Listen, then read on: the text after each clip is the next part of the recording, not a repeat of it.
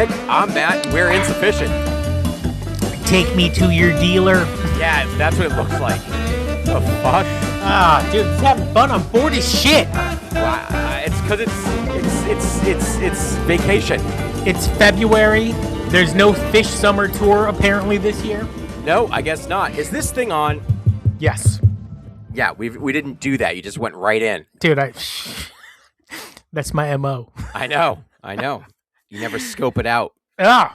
You guys, did your band like put any of the music up they played over the weekend? Yeah, it's on Instagram.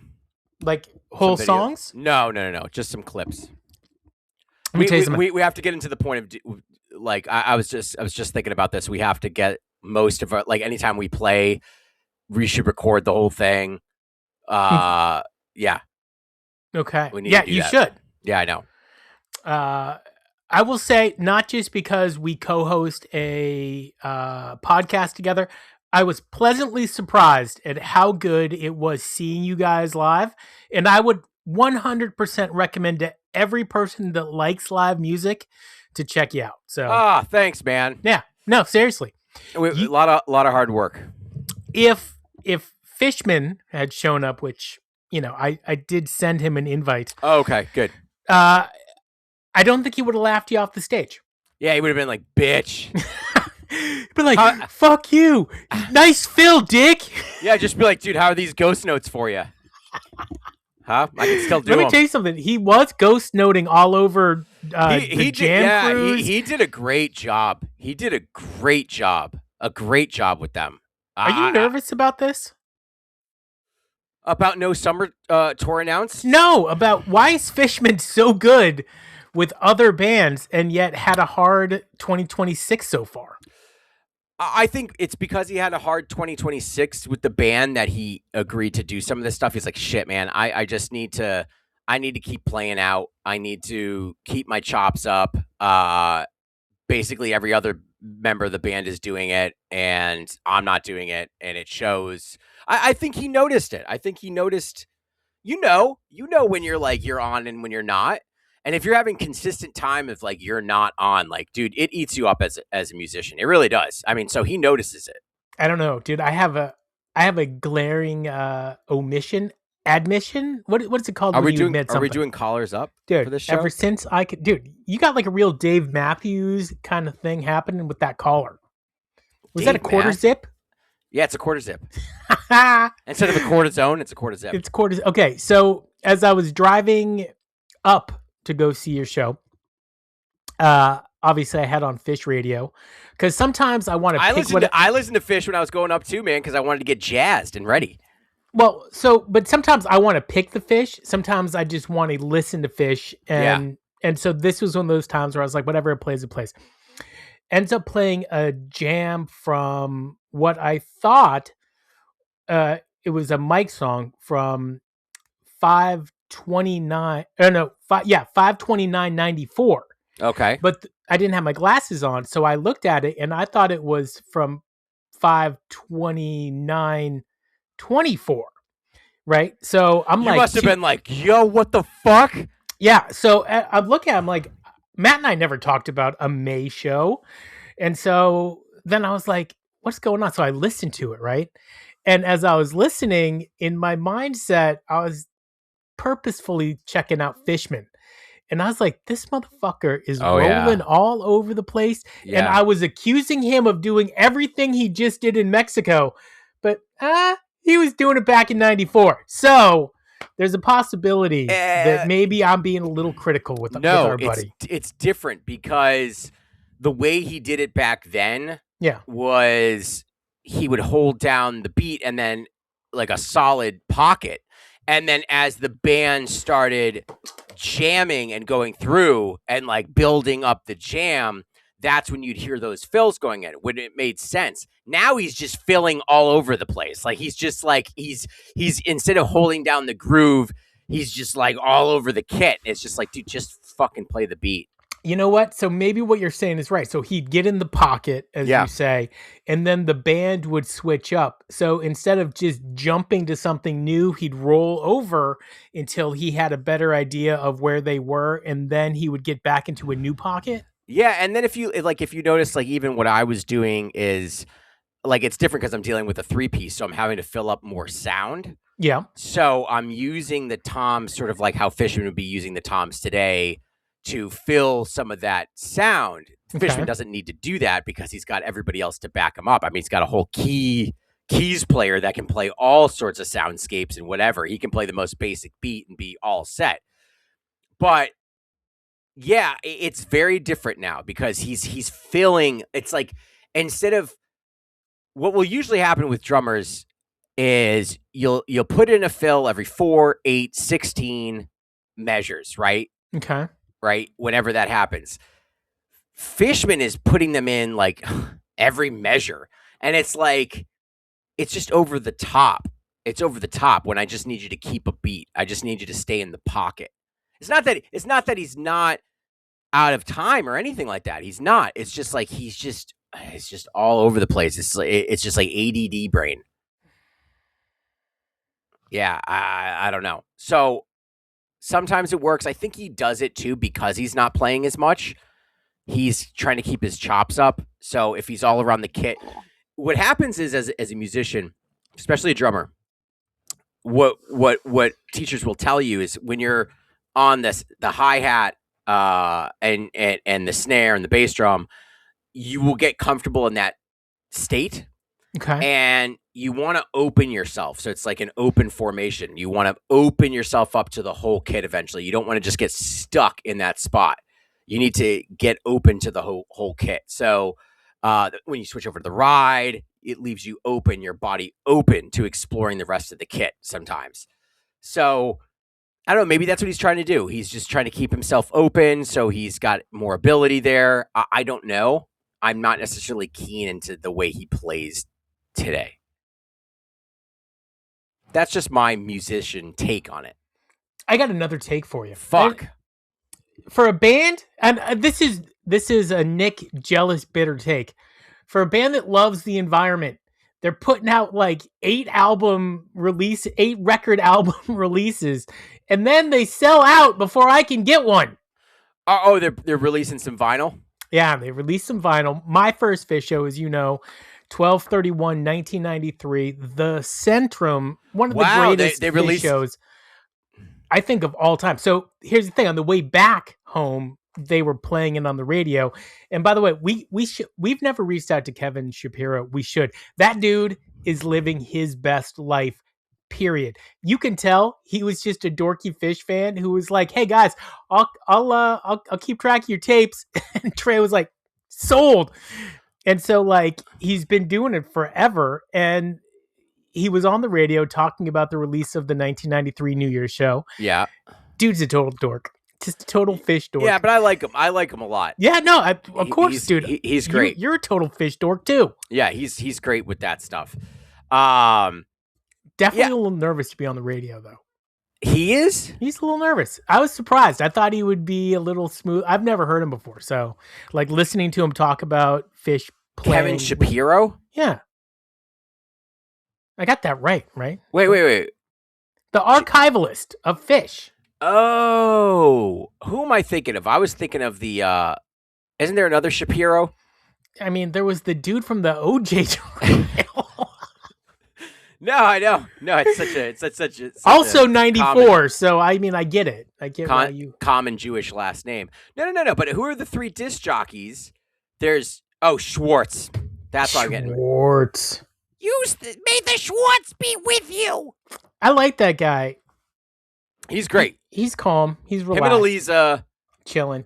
The other guy I haven't heard on the radio in a while. That's okay. His name. Yeah, that's great. That's great. The guy who didn't know that Gayudi was a friendly pig. Yeah, what the fuck, dude? I mean, maybe he's making a play on words. I still think it's really weird that Phish has not announced summer tour. Nick's getting super worried. Dude, we might be in a little doomsday scenario. Yeah, Nick is under the assumption that they're not going to release it and that they're done. I am not. There's potential. A catastrophizer like Nick. Okay. Question of the day at exactly 10 minutes. No, it's not ever at 10 minutes. It's at fucking 20. Stop Okay, but doing that. I need, okay, fine. But if anybody out there can recall a time on New Year's Eve where Phish, after the encore, meets in the center of the stage to take a bow and then leaves, tell me, because I've never seen that before. They do it. They do it at the end of, I think, any of those runs. You think so? They did it at Baker's Dozen. Baker's Dozen is a little different. I don't know, 13 man. shows in a row. Okay, so wait a second. So they take the bow, which you think is their final bow. Okay, not only that, their New Year's show was a highlight reel of every other MSG New Year's show. Then they go to the front of the stage. No, it wasn't. It was about ice. Okay. So did they have golfers? No. Yeah, they did. They had golfers. Did they? Yeah. Did they have pirates? Yes. Did they have the sloth? Yes. Did they have absolutely every single MSG show represented? Yes. And then they took a bow. It would be a cop-out. They take a final bow and then they play Mexico? That's so stupid. That makes no sense. And then during Mexico, during the final set, did they or did they not play Final Hurrah Jam during the last set? They said Arrivederci. It was the final hurrah for Mexico. MSG is out. Dude, I'm nervous. I think... Maybe I've been listening to too much Taylor Swift. But you might be onto something with the MSG. You might be on with something with Mexico. They're not done. They're not going to snub. Didn't Seamus tell you that he was like, no? He's like, you got a couple weeks. Yes. All right. Okay. There you go. Relax. But when you look back at it, February 17th, which is today's a Tuesday, it would come out Tuesday or Thursday, would be incredibly late for July shows. So there's a possibility that they're not going to do summer. They'll do fall, but that would make me sad too. Summer tour. Dude, if you don't have summer tour, what are you doing? Well, no, because I just don't like the gap for them. I don't like the lack of playing gap. What do you mean? They're going to be playing in April and May. So they take June and July off, come back in August? And August. Oh, yeah. Come back in August. That's 2 months. That's I will say that somewhere Trey got interviewed, and he's like, yeah, we love SPAC. And he did kind of hint that there might be some more SPAC shows coming up. So it's possible. I think they're just trying to lock down some days at a couple of venues, and they're waiting to release till most of it's locked down. They're a top 15 touring band of all time. They should have cream of the crop everywhere they go. They go, hey, we want to play here, then, and everybody should bow down and say, yes, sir. Maybe that's not how it works. Maybe it's not. How does it work? However, like, if I was the promoter at any of these places, I'd be like, well, shit, they bring in the crowds, man. Like, I'm going to have 30 Seconds to Mars and it's going to fill shit. Oh, my God. Right? Like, you know that Phish is bringing the crowd, so you're going to get sales. But if you own the facility, Phish is selling booze. They're selling food. Like, merch is rolling. There's going to be a parking lot scene. It's a happening. It's got to be a good money turner. It's a scene, man. Yeah. Somebody was saying Bruce Springsteen's coming out, though, this summer. Yikes. And, well, dude, first of all, love Bruce Springsteen. If you've never seen him live, it's absolutely amazing show. But there is a little bit of hope because that tour hasn't been announced yet officially either. Just relax. So I'm relaxing, but it's hard to relax. No, you're a catastrophizer. I drink a lot of Diet Coke. Apparently, I'm a contrarian. According to who? My bassist. Matt, you're a bit of a contrarian. Hey, I'll take it. I like it. I don't want to be in the mainstream slip. Well, dude, if everybody thinks the same way, you end up getting screwed and you miss out on really cool stuff like Chris Cooter, who I think was thinking the same way as everybody all the time, which was our lights need to always be 100% symmetrical, until some jackass was like, why are their lights always symmetrical? And then all of a sudden... He's like, oh, maybe I should change it. Now all of a sudden, sometimes you get some asymmetrical lighting, which I think adds to the scene. But this is the thing about the Sphere. They're like, if we're going to go back to the Sphere and talking about Cooter, like, he doesn't get to shine. Dude, I guarantee, I'd love to see an interview with him. Come on the show if you want. Tell us what you do in Sphere, because I wouldn't be surprised if he's like behind all of it, like almost 100%. He is. It's just not his same. It's not his same medium. It's completely different for him. Totally like obscure. But okay, so I was looking at tickets, and you and I were talking right before we started recording this. I've determined that if you want to go see Phish in 2026, for the most part, if it's not summer tour, you're paying $1,000 A a show. show. A show, Period. guys. $1,000 a show. $1,000 a show out of your pocket. For a counterculture, not cool band. Apparently. Oh, first of all, they're pretty cool. Second of all, we know they're cool, but they don't think they're cool. I watched this interview with Trey where he's with not Herbie Hancock. Yeah, it was. It was Headhunters. Yeah, dude. I sent it to you. You did? Yeah, because I wrote in there, what a dick. Like, okay, so Herbie Hancock wants to come record with Trey because in his it was head, for an album. He did it with a bunch of people. Trey is like doing something new and unique and amazing and all of this stuff. And so Trey's like, okay, dude, so let's redo fucking Headhunters. And it's like, no, and this is my only problem with Phish. You guys are the most accomplished musicians in your field. Everybody's looking up to you around the world. Herbie Hancock came to record your music with you. And instead of you understanding that, you're pitching to him his music to him. And it's like, he's like, I could do this without you. And he could. He came to record a Trey song with Trey. Not only could I do it without you, but I could do it better without you. And no, so the way I took that is Trey fanboying out. Yes. And mind you, when I've heard this album. It's a very good album. He recorded with a bunch of different people. And one of my favorite songs on it is Stitched Up with John Mayer. It's a fucking great groove. It's awesome. But he did one with Trey, which isn't very good. And this was a tough time for Trey. I think it was in 2004 or 2005 or maybe even 6. But Trey is like totally inside the box, not thinking outside the box. And it's like Herbie Hancock, man, one of the most accomplished musicians of all time, played with Miles Davis, created basically expanded on the idea of a synthesizer music, a fusion jazz. Okay, because it's basically Miles Davis kind of was the creator of fusion, and then Herbie really distilled it down into like a really great example of what fusion jazz is. And you're gonna come and you're gonna have the balls to say, "Let's do Headhunters."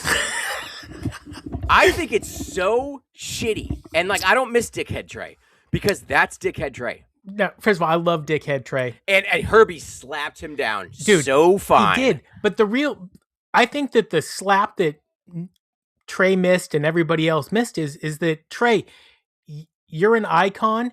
You've been an icon for 30 years. Like, 41. Walk into the icon light. I'm sorry that the Rock Hall was snubbing. That's not you. Grammys snubbing.